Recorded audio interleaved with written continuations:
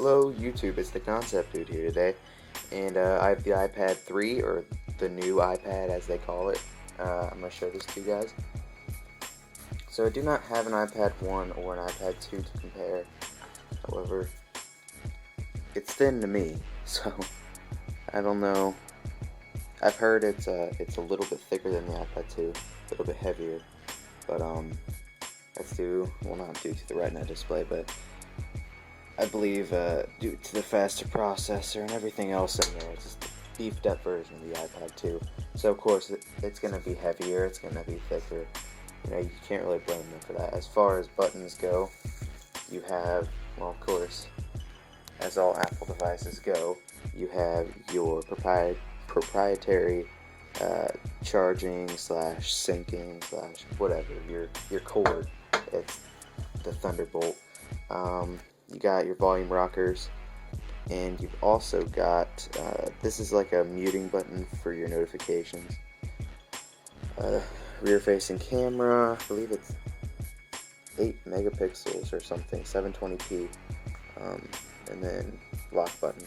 So yeah, and front facing VGA camera. So yeah, focus. Alright, well, to turn it on, you got the gorgeous Retina display. Like, that is really nice. Really nice. And so, just taking a look at that Retina display, it's very, wow. Like, I'm still impressed by it. But, as you can see, I have the 16GB version and about 35 applications on it, and I'm running iOS 6. Where does it say that?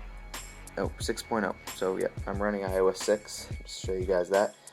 iOS 6 does come with Siri, so how are you, Siri?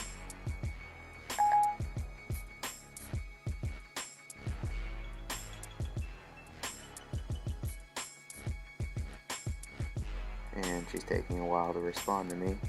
It's a pretty simple question in my opinion, but yeah, it was a simple question. Excellent. Okay, well, as you can see, that wasn't a very good demonstration of her, but here you could say, what is the weather like today? Here's the weather today. And there you go, she shows you the weather. And so, I mean, she does a lot more, like, look. Set a timer for 10 minutes from now. Okay, 10 minutes and counting. So there you go. Please stop the timer. Okay, it's paused. Thank you, Siri. You're welcome. Alright, so that's Siri. And I mean, you all know what she's like, but she does more stuff, and it's added to the iPad, of course, in iOS 6. So out of the gate, with the iPad 3, you get, well, the Messages app, the calendar, notes, reminders, maps. Maps, of course, is not by Google anymore. Apple has made it official. They're not really friends with Google anymore. As you can see, there's no YouTube app anymore, no Google Maps app. Basically, they've just ruled them out because of, because of the competition with them. So, you know, whatever, I guess. People are they're having bad complaints with the Maps app or whatever. You get that App Store, which is changed in iOS 6. See, as you can see, different design. And you can just download anything you want in there. You know, Temple Run, you got Google Plus, Dragon Veil, you know, whatever. Amazon Instant Video, Netflix, Jetpack Joyride. And as for camera goes, it's okay, I guess. I mean, you're not really going to use your camera on an iPad, whatever. Safari, web browsing. I use Google Chrome, but I know some people don't want to switch that. Halloween City, and you know, this isn't really my iPad, so. But look, YouTube.com. Search up YouTube, see how that loads. Okay, so YouTube on the iPad 3. As far as performance goes, haven't saw any hiccups. It's been running smooth.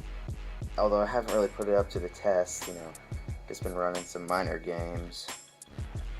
But I mean, Apple devices, they don't lag, although I don't really like Apple devices. I will admit they don't lag, and they're very nice in terms of how they operate. However, no customization, and I just prefer Android, honestly.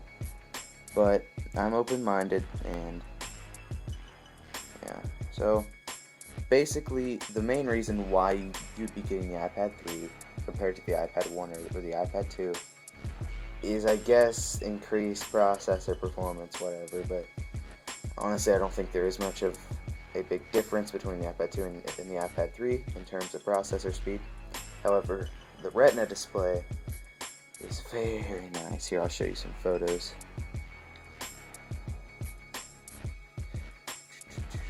Start here.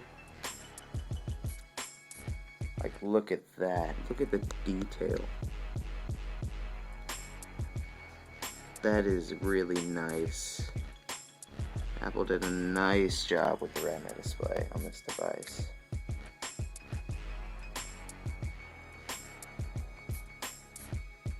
Man, that is awesome. Look at the detail.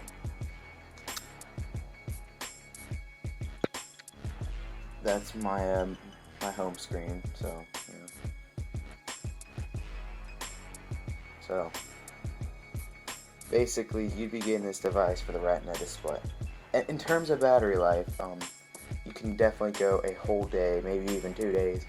I've been using it a lot, and I would say pretty much constant use, and this thing has been holding up really well in terms of battery life. Let's see, where's the battery? Okay, 42%. So 42% battery, and that's basically all I'd say about the iPad 3. It's basically an iPad 2 with a Retina display. And if you've never owned an iPad before, well, see, I don't really recommend the iPad. I would recommend the Nexus 7. But if you are a big Apple fan, I recommend this. If you're an Android fan, well, of course, go with the Nexus 7 because it's Android. If you already own an iPhone, honestly, I don't think there's a reason to be getting an iPad.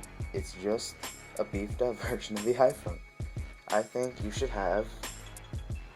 Here, I have an iPod Touch 4th generation. I also have my Droid Bionic, which is Android. I don't use the iPod anymore, but I have it, so I have the best of both worlds, which is what you should get. You shouldn't be getting all Apple products, all Android products. You know, mix it up a little bit. But anyway, in terms of build quality and everything else, the Apple iPad 3 is definitely worth about $400. I think they're overcharging $500, but you know, whatever. But thank you guys for watching.